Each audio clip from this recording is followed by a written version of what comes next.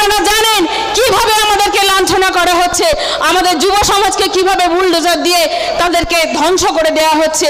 যারা tab TV সারাতো তাদের আজকে 10টা 12টা করে এসি লাগিয়ে তাদের থাকতে হয়, 10টা 12টা কুকুর পুষতে হয়, গরমকালে জলের সমস্যা হয়, মানুষ জল পায় না, চান থেকে শুরু করে খাবার থেকে শুরু করে কিভাবে তাদের প্রতিনিয়ত তাদের কষ্ট সহ্য করতে হয়। এইসব এখানে যারা উন্নয়নের কাণ্ডারি যারা নেতারা আছেন তাদের চোখে পড়ে না। তাদের তো নিজেদের ডেভেলপমেন্ট করতে হবে, সাধারণ মানুষের খাওয়া হয় না। আপনারা দেখবেন এই কোভিড কালে কত পরিযায়ী শ্রমিক আমাদের বিভিন্ন রাজ্য থেকে এসেছে, বিভিন্ন রাজ্যে আমাদের রাজ্য থেকে সেখানে কাজ করতে গেছে। আমরা যখন কোনো বিরোধিতা করি, টিভি খুলি, সংবাদ মাধ্যমে দেখি, তখন কি হয়, এনারা সব ঘুরে ঘুরে বিভিন্ন রাজ্যে চলে যায়, গুজরাটে চলে যায়, অন্ধ্রপ্রদেশে চলে যায়, কত রাজ্যে চলে যায়। আপনাদের কাছে প্রশ্ন করতে চাই, তাহলে সেই রাজ্য থেকে কোনো পরিযায়ী শ্রমিক কি পশ্চিমবঙ্গে এসেছে?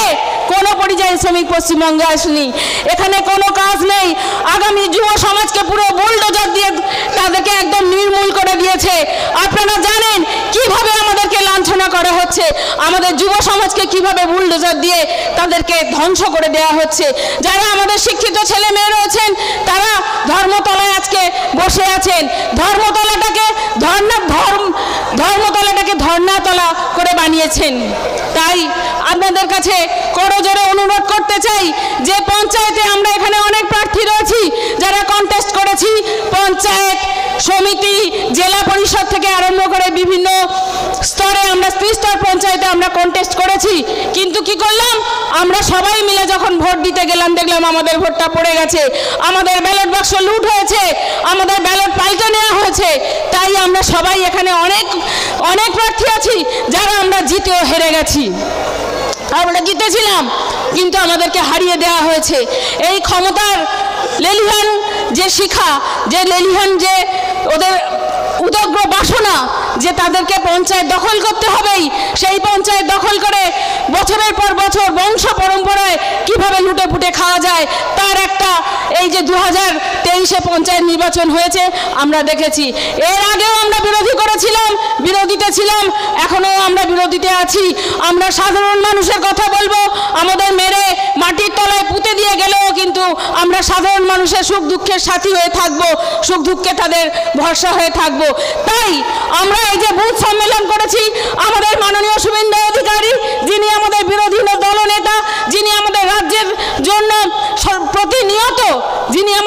জন্য প্রতিনিয়ত গলা ফাটাচ্ছেন, কিভাবে মানুষকে সুশাসন দেওয়া যায়, সুশাসন প্রতিষ্ঠা করা যায়। আমাদের রামলালা তার নিজ গৃহে অধিষ্ঠান করছেন, সেইভাবে যাতে আমরা রাম রাজত্ব তৈরি করতে পারি। তাই আমরা বুথ কর্মী সম্মেলন থেকে আমরা শপথ নেব, আমাদের নেতা, আমাদের জননেতা মাননীয় শুভেন্দু অধিকারী তিনি আমাদের পথ প্রদর্শক, তিনি আমাদের পথ দেখাবেন কিভাবে আমরা এই যে এদের অপশাসন থেকে আমরা মুক্তি পেতে পারি। তাই আমাদের এই 2024-এ আজকে 20শে জানুয়ারি আমাদের শপথ নিতে হবে যে আমরা কিভাবে এই যে পঞ্চায়েতে আমরা ভোট দিতে পারিনি সেটা যাতে আমরা প্রতিষ্ঠিত করতে পারি।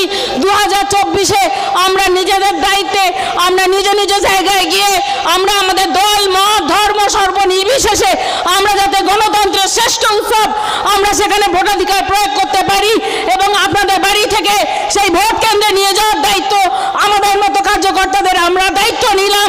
আপনাদের কোনো অসুবিধা হলে আপনারা আমাদেরকে ফোন করবেন, আমরা তৎক্ষণাৎ আপনাদের পাশে যাওয়ার চেষ্টা করব।